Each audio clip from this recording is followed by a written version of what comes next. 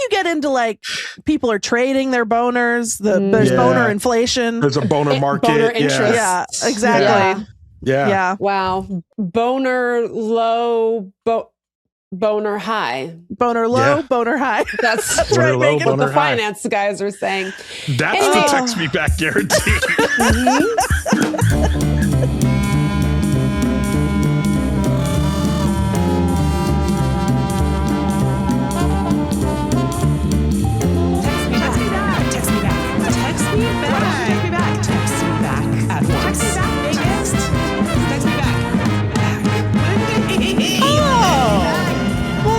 A Text Me Back podcast. I'm Hatcher Mays. They say it's the only podcast. That's what they're saying. I'm Lindy West. That's Lindy West, of course. Normally, we would spend 20 to 45 minutes introducing the show. But we don't have time for that because we have a special guest who you can already hear cackling in the background. You know him. You love him. He is a certified snack. His name is Ronald Young Jr., and he's here to menace us once again. Ronald, hello. Welcome to the show. Hello. I'm so happy to be here with y'all. I'm just happy to be here with y'all. You guys make me so happy. I've said happy too many times. Now it's losing meaning, but I'm happy to be here. Well, we just spent 20 minutes not recording the intro that we normally would have just included in the show, wherein Ron discovered that I was black. So I just wanted to share that with everyone in case like listeners didn't know. Very proud, by the way. Long suspected black and now confirmed. So I've been on the most wanted list for some time now. Yeah. It's interesting because I feel like there's going to be some listeners that are like, is this a bit? And I want them to know that while I am a scamp and a menace, this is not a bit. I truly am a black person. And I love it. And it's really wonderful for me. It is, it's just, I present in a certain way. You know, when I was younger, I feel like people picked up on it more. And as I age, I feel like I become more and more of a ghost and my hair turns white. And, people start to treat me really well. And that's how I know I'm becoming white passing. So it's just a little bit of a loss. Use your privilege for good. And I think it's all good. But like I said, I suspected. I just never said anything. And I think at one point y'all referred to yourselves as two white women. And I was like, well, I know Lindy's white. Who, me? What? No. I look like a cotton ball. I look like just a big marshmallow that someone painted lips on. Straight up Q-tip over here, but we don't know. We don't know all her background. Okay, we don't know. Assume. Let's not assume. Anyway, Ron is here to chit chat about his live show, which is coming up. I'm super excited to hear more about it, and I'm excited to go because it's happening here in DC, and so I will be there. And then we're also going to keep Ron here locked in our escape room to discuss normal news. That's later. But first, Ronald, tell us everything we need to know about your upcoming live show. Wait. Oh. You forgot a segment. Oh, right. It's called Lindy Has a Secret. Yes. And for the record, the way it was sold to me is that it's not so much a segment as Lindy's going to say something and then Ron and I will react to it. So we don't know how long that segment will last. It's up to you guys. It's up to us. Yeah. So I like having that autonomy. I don't even care about my live show anymore. I just want to you want to know what the secret is? We care about your live show. What do you want to do first? Do you want to do live show first? Then I'll tell you my secret. We will quickly talk about my live show. Then let's get on to the secret. Tell us everything about it.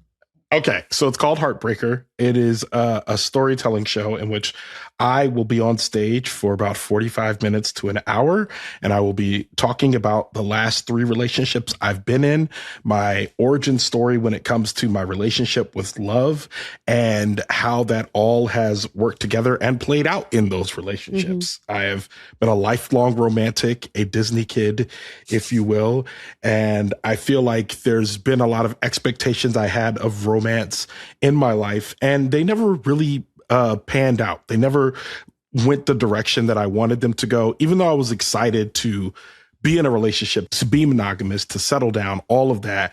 It just felt like it never really quite panned out for me. And I'm coming to some realizations now about my love life. And I am working all of those out in a live show, as one does. I recently saw Guy Branum's live show, and he talked a lot. You did? Yes. And he talked a lot. Be fruitful. It is very good. And he talked about how terrible it is to do a one-man show and how no one should ever do it. You're like, let me write this down. Funny. Hang on. Yes. Very funny. And all of the reasons why he said people do one-man shows is why I'm doing mine. I feel like I have something to say, and I want you to sit down and listen to me. So I'm really excited. It's February 21st at the Miracle Theater here in Washington, D.C. Megan, are you going to go? Absolutely. I'm going to go. I'm going to give Ron all my money and go, well, you should come. Yeah, you can come. I'm going to be in Boston until no. I was like, I could hop on the train, but I'm not going to be in Boston. It's a long train ride. It's a long from Boston, train ride. like 6 hours.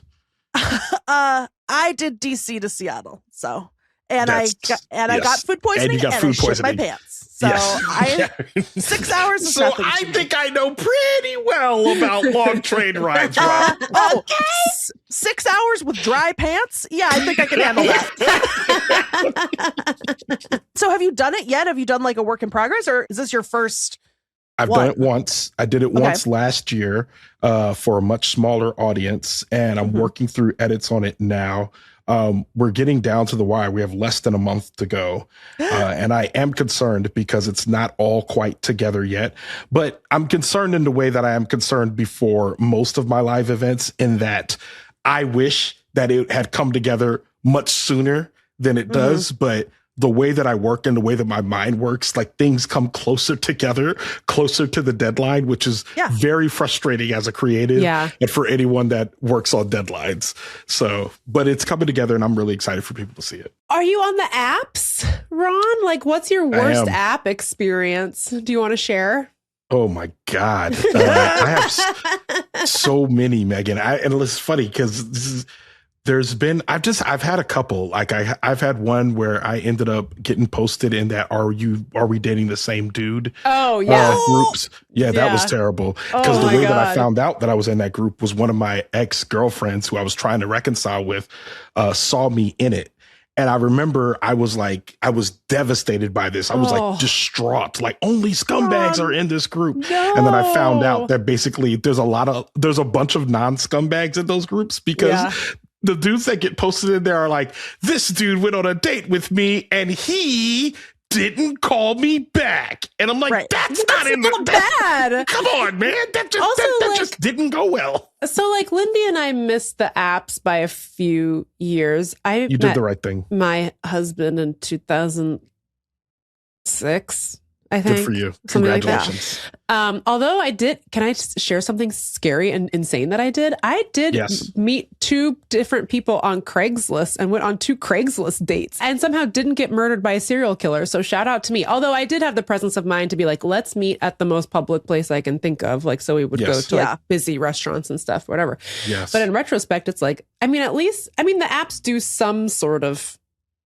vetting of the person to make sure they exist, or maybe not. I don't know. I don't know if they do, but maybe they do. I was just going to say that, like, in a way that feels a little bit like a blessing to have not tried to wade through this. But I feel like there's also like some rules that I would have understood that maybe aren't understood by the app generation. Like, if you're dating a bunch of people casually, that's not illegal. I would think someone would be in that group because they were in a long-term relationship with multiple people, not just like, I happen to be dating a few people at once. And not to I don't want to disparage the group, because I think the group should exist. But I will say one of the beautiful things about it was I had several friends in the group who were like, we know Ronald and this is not him, which felt good. Nice. And then even my ex-girlfriend, like, she was like, Ronald, I didn't for a second think that any of the things that anyone said in the comments were true. She was like, I actually dated you. Anyone making a comment there, like, went on a date with you, which was different, which felt good to hear her say. She was like, I was just upset because I didn't know that you were still on the apps. And I was like, well, we weren't back in a relationship yet. So And I did. Maybe I shouldn't have kept that from you, but also like, and that was what like got us into a disagreement. But it's a weird gray area space because there's also people who post, hey, this guy hurt me. This guy did something. I felt in danger. It's a lot like, and I don't know, did y'all watch Nathan For You? No, it stresses me out too much. Well, there's a bit that he does in it where he says, hey, if y'all share popcorn, you're going to end up on this bulletin board. And the bulletin board says, popcorn shares and theater masturbators. And they said, why can't you have two boards? They're like, we only have enough money for one board. We're not doing that. And I feel like that's what this group is. It's like, don't put me in there with them.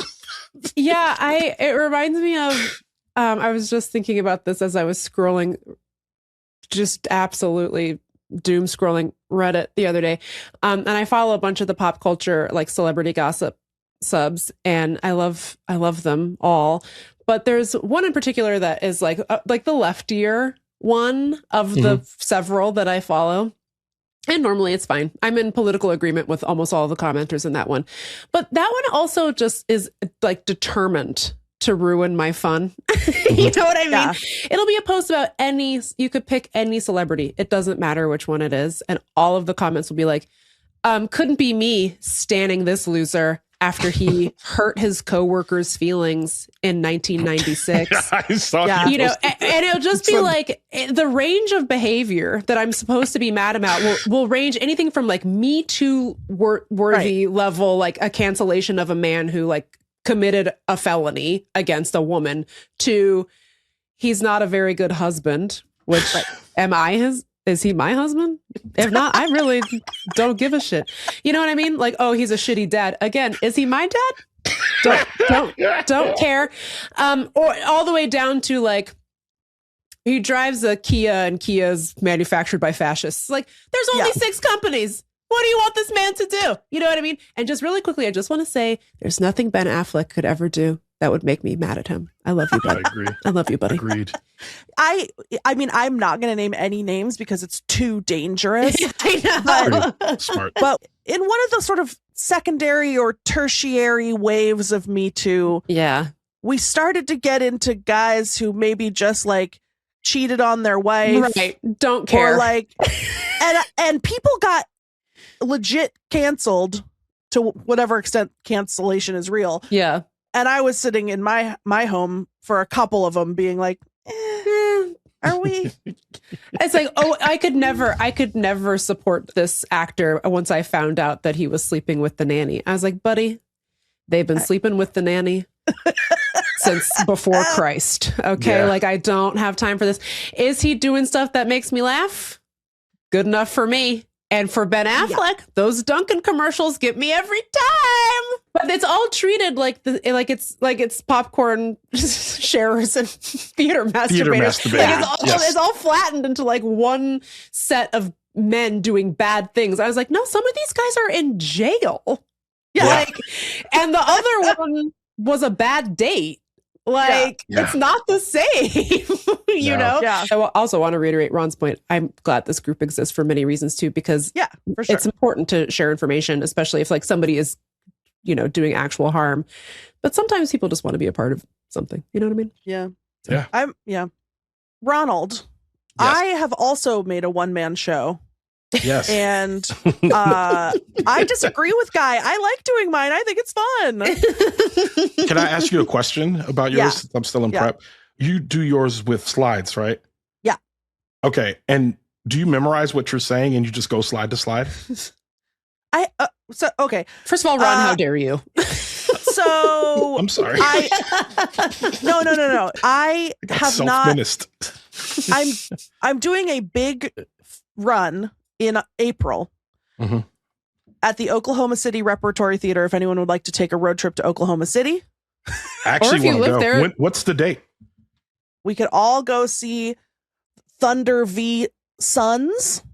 It's April 10th through April 19th, and it's 4 shows per week. My birthday is April 12th, so what? To go, Ron.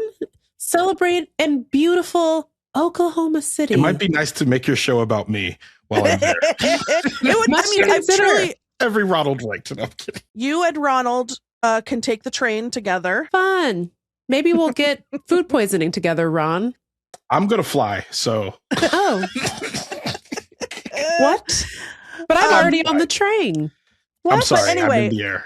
I've done the show many times at like lovely venues, but for Oklahoma City, because it's a 2-week run and like a big fancy theater, they're like building a set and stuff. Ooh. I'm going to memorize.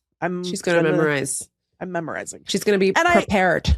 I got away with not memorizing before because I had this whole conceit where I pretended like I was getting my PhD in castles and that I was reading my dissertation to practice. I like that. That's funny. I know, except people always believe me. And then they're like congratulating me. And I'm like, you guys, this is the dumbest shit. Are you like, because it's like, I'm like, okay, I'm actually going to practice my dissertation for you now. I'm presenting it to my professors tomorrow at Cambridge.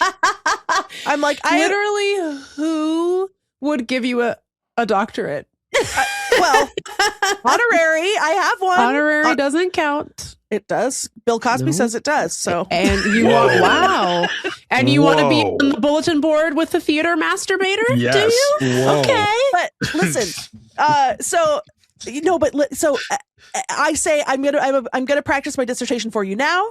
It's called Every Castle Ranked. It's for my PhD in castle studies from Cambridge. Then I proceed to say 1 hour of the dumbest shit you've ever heard in your life, which includes like singing a song. Yeah. I play a video where Meagan talks about a time when we went to Wales. And then people are like, good luck tomorrow. And it hurts my heart. I feel so guilty every time. Wow. So I've sort of started to like phase that out because I'm like, I can't handle the guilt that I've like tricked people. But that was how I got around not memorizing, because I was like reading from my dissertation. Anyway, that reminds me of when my college roommates and I got really obsessed with a little film back in college called Son-in-Law, starring Pauly Shore and Carla Gugino. And there's just a really funny line in it that really just like got stuck in my brain, where he just goes, okay, assess the situation. Gramps is dying. And I just have been laughing about it for like 20 plus years. And so I just tweeted that once. I just popped it off my head because it was just stuck in my head. And somebody was like, I'm so sorry about your grandfather. And I was like, sorry, is that what you think I would post? If it was like someone I knew, it was somebody I knew in real life. And they came to talk to me about it in real life. And I was like, is that what you think I would say if my grandfather was dying? By the way, both of them are already dead, so don't worry about it. And second of all, you think that's how I would announce my grandfather's imminent death? Assess the situation. Clap, clap, clap. Gramps is dying. Okay. So, Ronald, are you memorizing? I will say that having a slideshow makes it very easy to memorize because you just have like a cue every second. I almost have it memorized just from doing it a bunch of times. No, I'm not memorizing it. I'm actually what I'm working on now is kind of a story set list. So it will be what the stories are. And as long as I can remember the story from story to story, then I'm not really worried about the lines of the story. That's a great way to do it. Yeah. So I'm like, that's kind of where I'm going. I wanted to say one other thing. Now that I'm a listener of the show, like I became a Patreon member and I listen. When you started talking about grandparents, Meagan, I immediately knew that yours were dead because you just told us that story about the commercial about all the kids that went to their grandparents' house who was like 95 and you got like, you started crying. And I was like, when you were describing it, I started tearing up. I know, it's so nice. And Papa's so happy. And I was like, oh, I miss my grandpa. He's so nice too. I get it. Well, let me ask you this, Ron. When people come to see Heartbreaker at the Miracle Theater in the District of Columbia on February 21st. Yes. Tickets available now. We'll put the link in our show notes. Do you think they'll walk away feeling like hopeful about love, or a little more realistic, or maybe a little cynical? What were your emotions that you were processing when you were putting it together? And what do you think the final product says about matters of love? I'm not cynical. I would say the word that has been coming up a lot is called it's a phrase called relationship nihilism. And I came up with it myself. There's an episode of Black Mirror called Hang the DJ. It is my favorite episode of Black Mirror. And in it, there is a simulation of these people that are all dating. And one of the features of them dating each other is that they know right off the bat, if they look together at their phone surrogates, whatever's in their hand, if they look at it, it tells them how long the relationship is going to last. So it could be 3 months, 5 years, whatever. And they know that's how long they're going to be together. And I've just come to a conclusion that whether by death or something else, every relationship is going to end. And I think what I'm grappling with is, am I okay with that? And I think the truth is that I'm really not.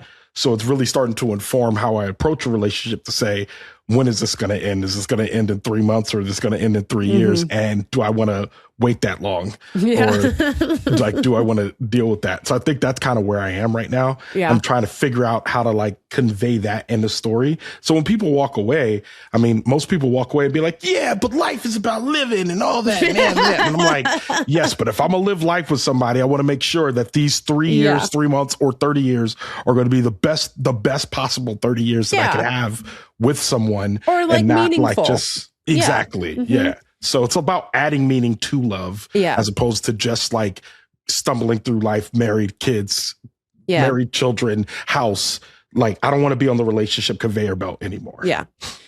Would you want to know, if you could know, going into a relationship, how long it would last? Yes. Oh, really? Yes. Interesting. I would not want to know. Would. Oh, I absolutely would. Because I feel like in most cases, when I've been dating someone, I've immediately known what will be the thing that I'm not going to be able to get over. I've known that pretty soon. And then it becomes a game of, well, how long can I tolerate whatever this thing is? Right. And I think and while you're in the process of tolerating it, maybe you're missing out on other people that you could be dating, that you won't have to tolerate, that you actually really like. But I also think that people give up on relationships sooner than they should, give up on good relationships sooner than they should, because they think other boxes aren't going to be checked if they stay with this person. And I feel like I fight against that too in my head. So oh boy, I don't know, it feels tricky. Okay, if I had a little clock that took a look at my marriage to Aham, and it was like, you guys have 10 more years, I have a different feeling if that means that one of us dies in 10 years, or we have some kind of an issue that breaks us up. Because if those 10 years are, or is it a slow decline where we hate each other the whole time? The car's out of gas and it's going to take 10 years for it to roll to a stop, or are these going to be good years? Right, because if it's just sudden death, then I want to stay and have fun. Yeah. If it's a slow decline, then get me out of here.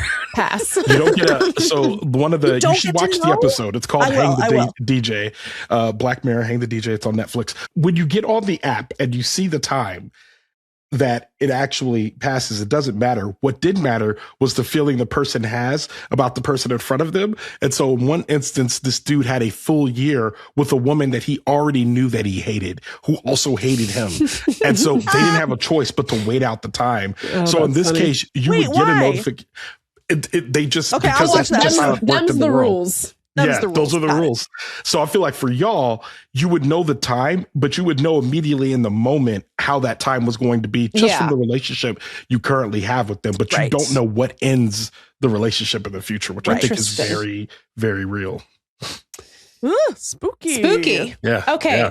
Any final sales pitches you want to make for Heartbreaker? I'm bought in, baby. And if it helps people to know, I will personally be there, cheering Ron on from the front row. So, Ron, February 21st, Heartbreaker, Miracle Theater in the District of Columbia. If people are in the DMV area, should they go to your show? Please come. Please come to the show. We want to fill up the theater. We're doing pretty good. We got tickets are moving along right now, but we are in the home stretch. So please come. It'll be great. You will be entertained. I am trying to go forward with my career. This is a big step. So please come support. It'll be great. Amazing. And if it's not, and if you come, maybe I'll be in Oklahoma City in the future doing 2 weeks of Heartbreaker. Who knows? If well, that's hits, true. Like if it does well, you can theoretically take it to other places. So if you're thinking like, well, God, I don't live in the DMV. Yeah. So tell your DMV friends to go so that Ron will come to Boston and see you or whatever. Correct. Yes. Exactly. Okay. Exactly that. I'm really excited. I will be there. I'm going to get my tickets right after this because I haven't done it yet. Sorry, Ron. But I will. No worries. And we're going to take a break. And then when we come back, I am so sorry to say this, but Lindy has a secret. So get into it.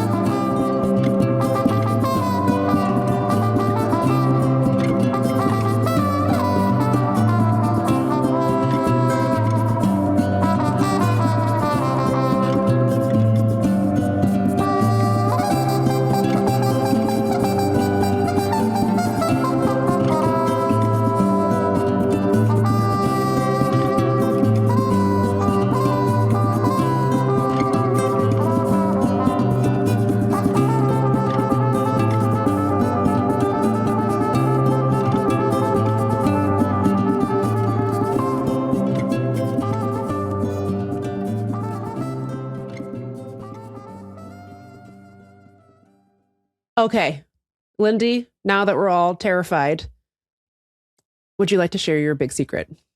Lindy has a secret. Okay.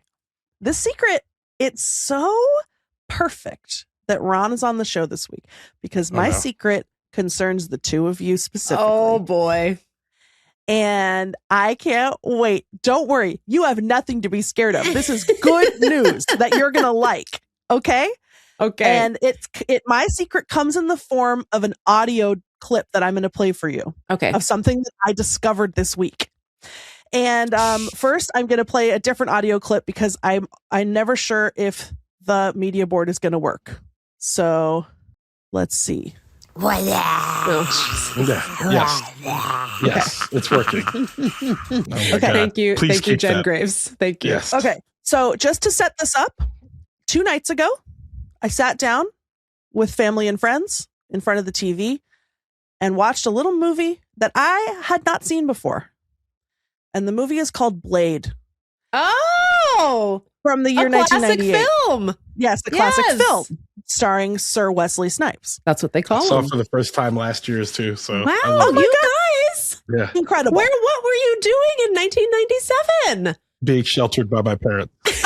For some reason, I did see Blade 2, which is inferior, I must say. But I'm watching Blade. We're getting toward the big climax of the film. Blade is in the vampire's lair. There's like a whole vampire ritual going on. There's all kinds of drama. He finds himself in this room with this big marble box, and there's some kind of control panel, and he like pushes a button, and then the box it like opens up, and it's like a robotic coffin.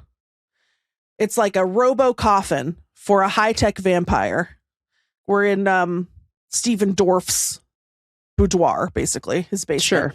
Okay. This is his robo coffin where he keeps his babes. He likes to have like a babe asleep in the robo coffin for when he comes home. I don't know. So Blade pushes the button to open the robo coffin.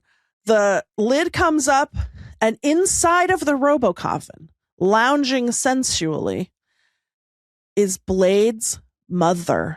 Oh, yes. Who he thought was dead. Okay. Mm-hmm. This whole time, his whole life, he thought she died. And because he has vampire powers, he like remembers his own birth, and he remembers his mother being like dying in front of him. No. Yeah. But then here she is. She hasn't aged a day because of vampire blood. Sure. And because black don't crack. Mm-hmm. Yes, that's what they say. That's correct. What saying. Mm-hmm. And she's in Stephen Dorff's robo coffin, and here's what happens next. Okay, here we go.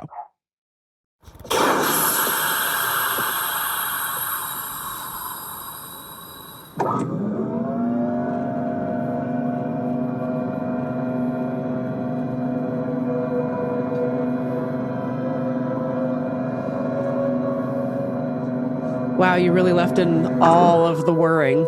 Thank you. Eric? Why is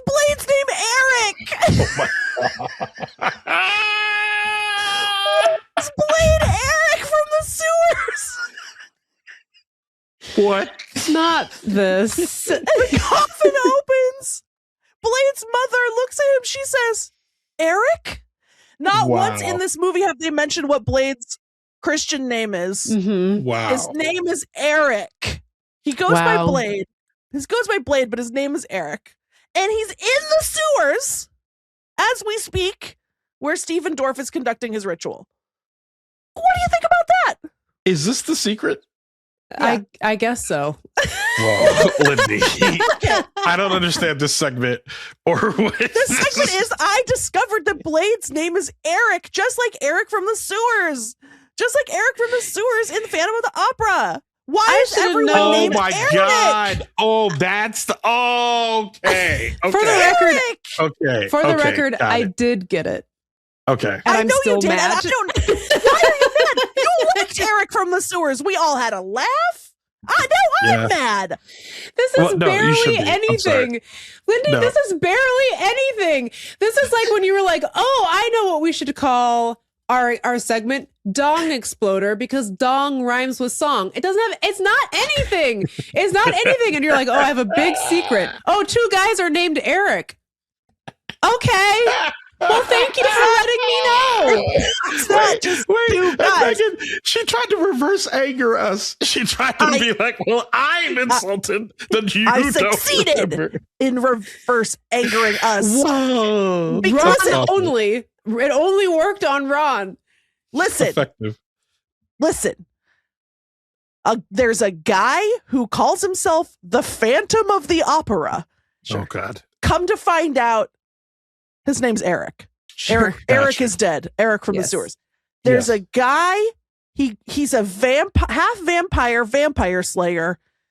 He calls himself Blade. We come to find out in the sewers, by the way, that his name is Eric. That's significant to me. Okay. It's a good crossover. Well, if you don't like that, you're not going to like my normal news. Okay, just get ready. Oh my God! Please don't tell me this. Is this a cinematic universe that you're creating? A third Eric has hit the sewers. Look out! Yeah, you know Michelangelo's real name, and his brother is Raphael Donatello. It's Eric. It's Eric. All 4 of them are named Eric. Even the rat splitter, Eric. That's who it is. The pizza place, also Eric. Also Eric's a hot pepperoni. Krang is an Eric riding inside the tummy of a big Eric. Yeah. You know what? Yes. Oh my God. Well played. Yes. Krang was Teenage Mutant Ninja Turtles? Yes. Yeah. Oh, he's not. Why did I think Krang was Inspector Gadget? Oh no, that's disaster. Claw. But he's not. Claw. But I thought the brain inside of a person was an invention of Inspector Gadget, and now I feel like I need to go to the hospital. Ninja Turtles. I just want you to know that if I find out that Inspector Gadget's first name is Eric, and you guys don't care about it, we'll never hear the end of it. Hey, guess what? Best friendship with Megs and Ronald over. Now Eric is new best friend. New best friend. Which one? Eric. Who could all say of them? Take your pick. They're all down in the sewers. His name is Gadget, and the bad guy was Dr. Claw. Yeah, no, his name. No, Inspector isn't his name. Gadget is his name. What's his first name? Is Gadget. His name is Gadget. That's his name. He just has one. His name Eric Gadget. No, there is no. First name Gad. You can't just last name Eric Jit. into his name. You can't retcon Eric into his name. Wow. Eric Gadget. Well, it's kind of like maybe it's like how Mario is named Mario, and Luigi is named Luigi Mario. We got to blast through normal news because I got a heart out. So yeah, and it's Ron and me who are keeping you from doing what you need to do. Who's the meeting with? No, I'm done. Eric. It's with Eric. Okay, Ron, get excited because we're going to hit you with some normal news, which means we get to play one of our greatest theme songs. I mean, yes. Jingles. Sorry. Nice. Wow. Okay, here we go.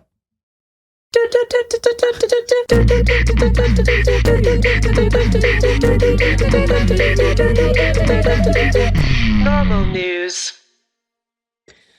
God, yes. I love it. It really gets you in the mood for news. And everything we've done up to this point was not normal news. No. Lindy, would you like to kick us off with your normal news? Yeah. So this is news, huge news that I found on Instagram. And now this relates to what you all are going through, I believe, because you're having some adverse weather over there. Is it still cold and icy? Yes. Yeah. Cold, ice, snow. Yeah. So I found out why that's happening. Okay. And the reason is that the Leviathan is waking up. Oh. And so so I don't know if you can see, but they're saying that on the ocean floor, there's a giant worm, snake or iguana of some kind called the Leviathan, a dragon maybe. It's waking up. And so the weather, they're saying that the weather is being manipulated to freeze this creature in its tracks, ! The military are in that area, so they are doing what they have to keep them safe. What do you think? Contemplative emoji. And then someone else said, so let me get this right. The government created a fake snowstorm so that Leviathan, a giant, all caps, male, mystical sea creature similar to Godzilla, but way stronger and bigger, allegedly, from the sea, will be defeated. Bible prophecy fulfilled. Leviathan about to rise from the abyss. And then they put a picture from Jurassic Park, one of the sequels where with the big fish dinosaur, just to illustrate what the Leviathan might look like.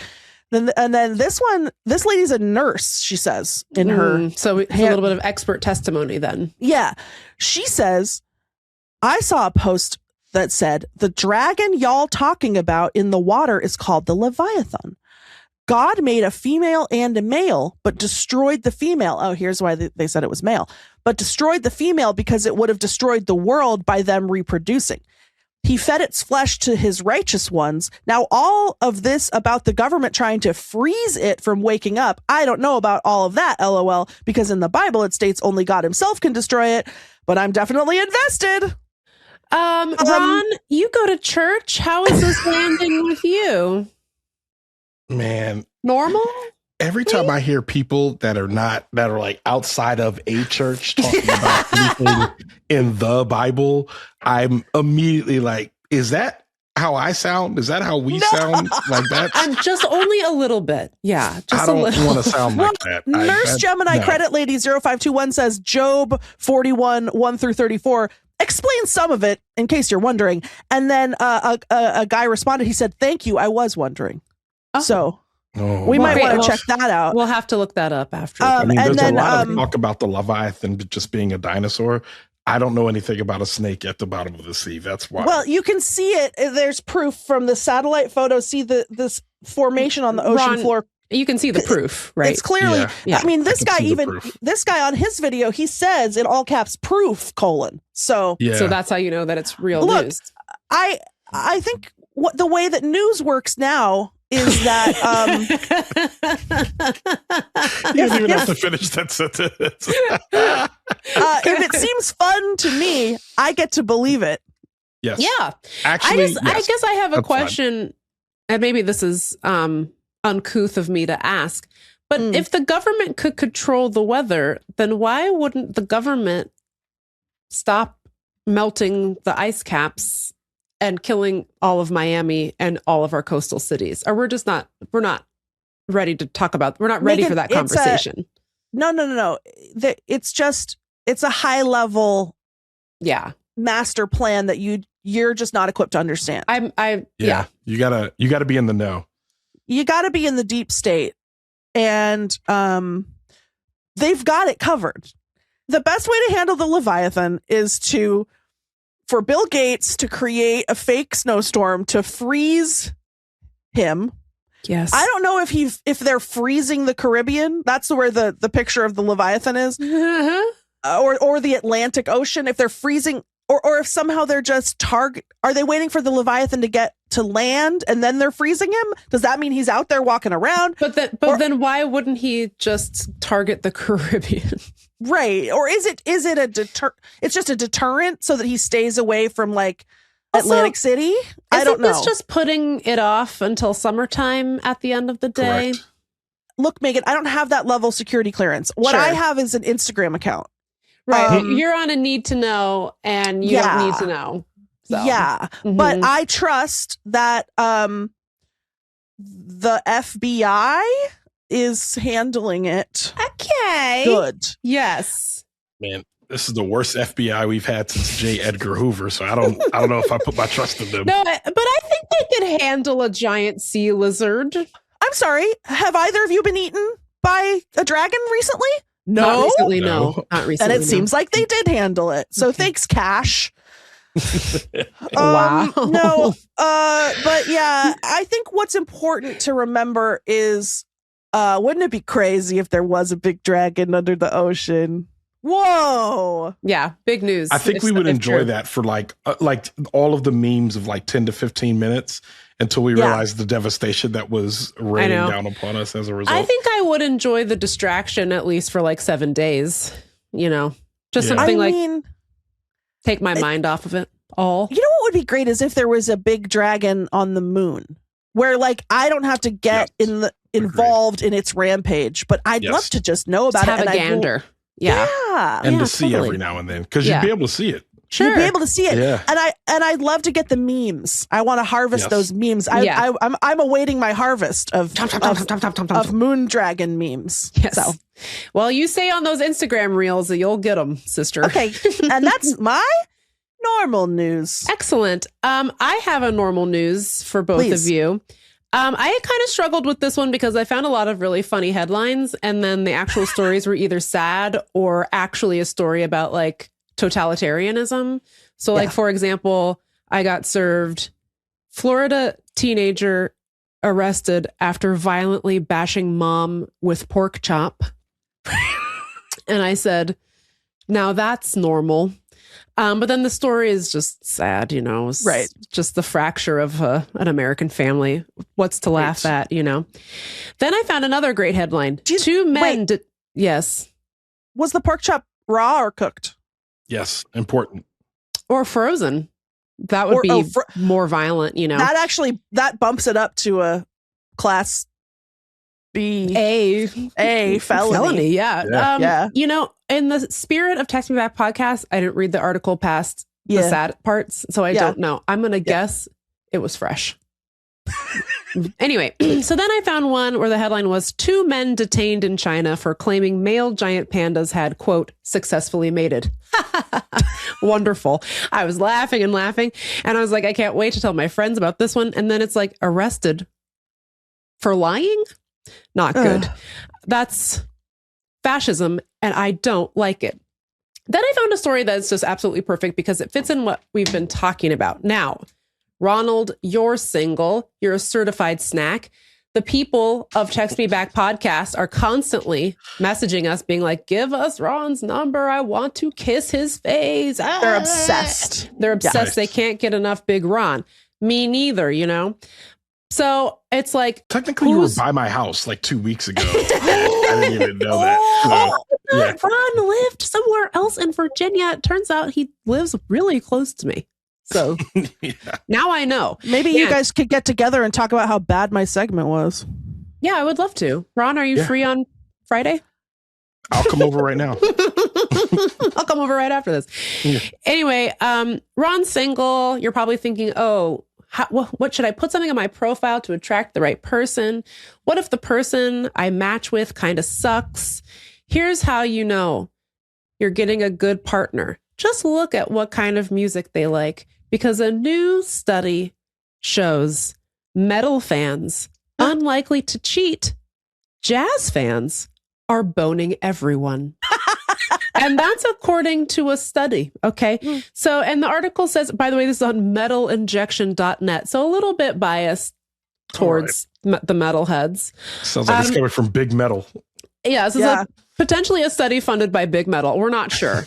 Dr. Dave Mustaine of Megadeth is behind this. Jazz fans may want to keep whatever's in their pants in check, according to a recent survey by a fair website, Victoria Milan. Lovers of jazz are almost 10 times more likely to cheat than heavy metal fans. Oh, interesting. So I just want to share this piece of normal news. get you a metal girly, Ron. She'll be faithful to you. I've been betrayed by both. But couldn't there be a correlation that's... Say more about that, Lindy. Oh, I just mean I've dated a metal boy and a jazz cat, and they be fucking. Both of them hurt my feelings. Understood. So that's fine.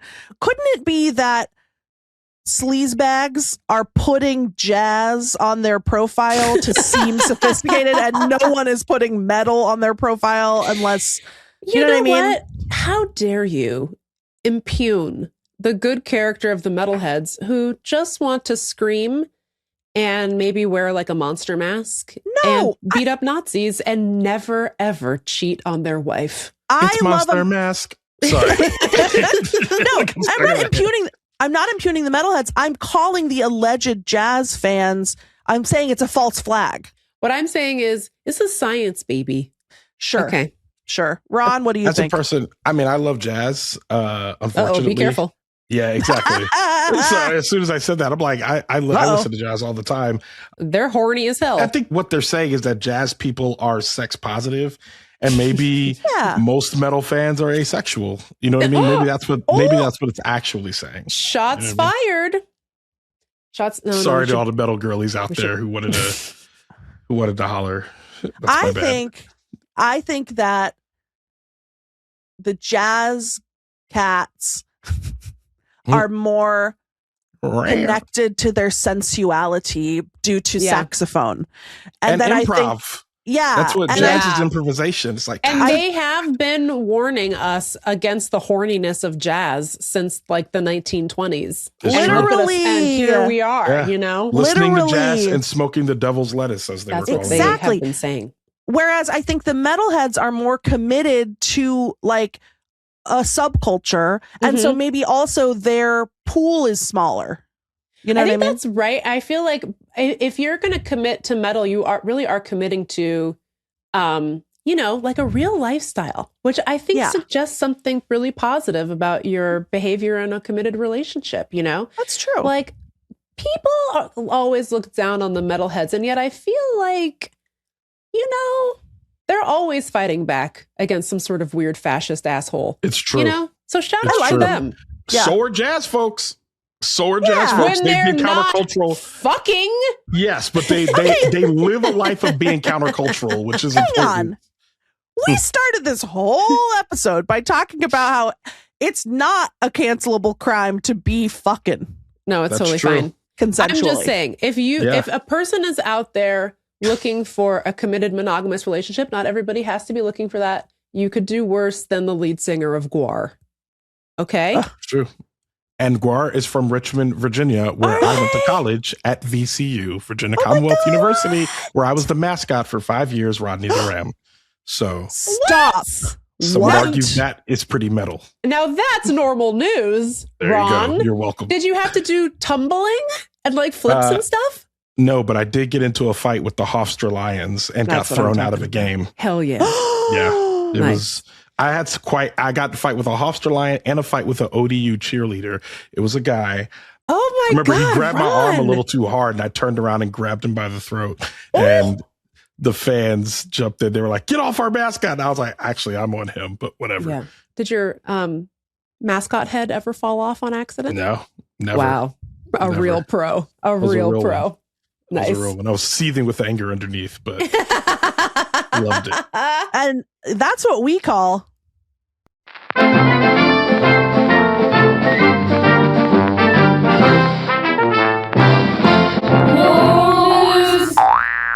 Okay, well, we're going to end the show. You have an in and an out on normal news? Yeah, dude. That one was sent to us by a child. A child made it. Ron, we're going to end the show. Do you want to stick around for that, or do you want to leave? Oh, I have no heart out at 4:30. Okay, great. Yeah.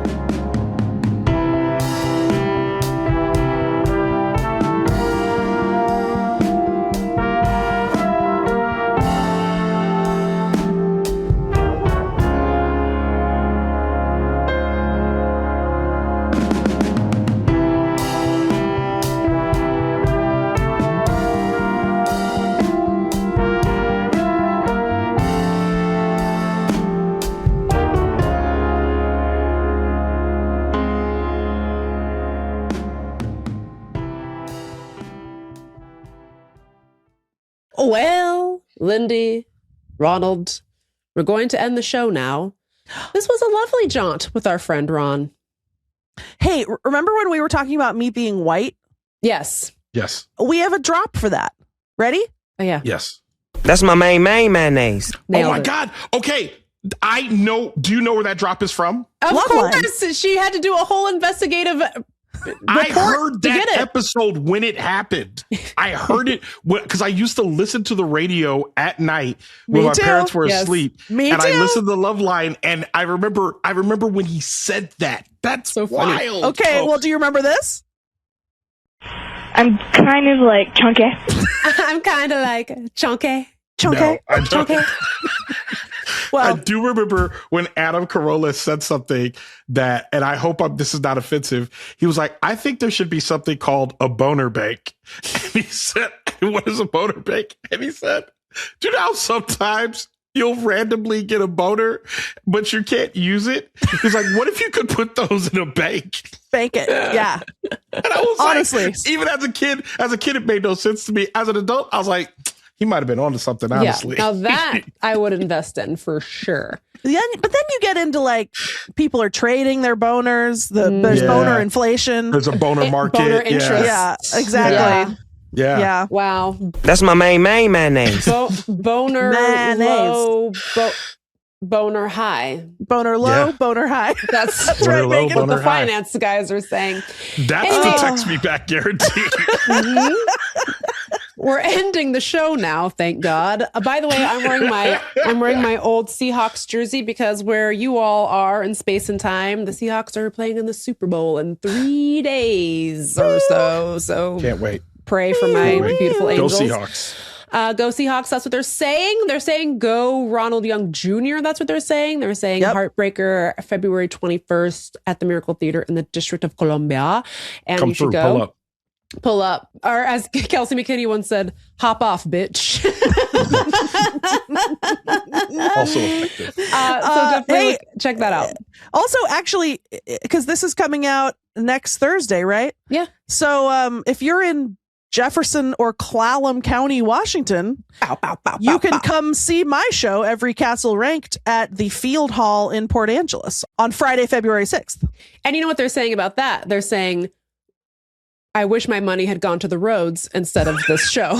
That's right. That's what they're I found where the theater posted it on their Facebook page, and there was only one comment from a guy named Sam Dave, and he said, I can't believe my tax money is going to pay for this instead of fixing the roads. And I was like, honestly, I can't disagree.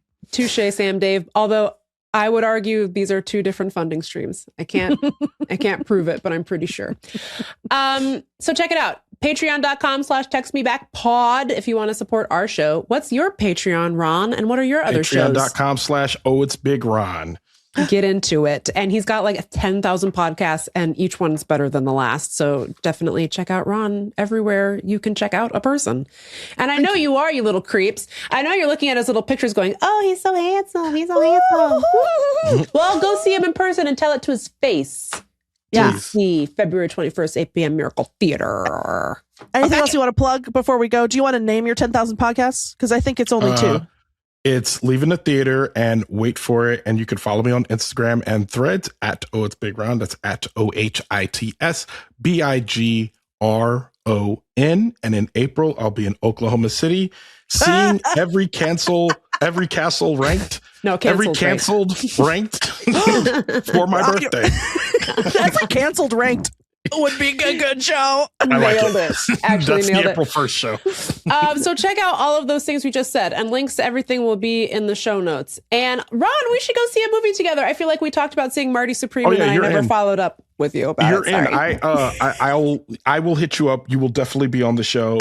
Lindy, you as well. I'll get you both on Leaving the Theater. It's a very easy show for y'all to be on. Amazing. It's just a matter of what movie you want to see. Okay, I'll look for a movie I want to see, then we can go see it. Perfect. Okay, that's the text All me right. back guarantee. Goodbye. Boner low, boner high. Mwah. I'm kind of like chunky.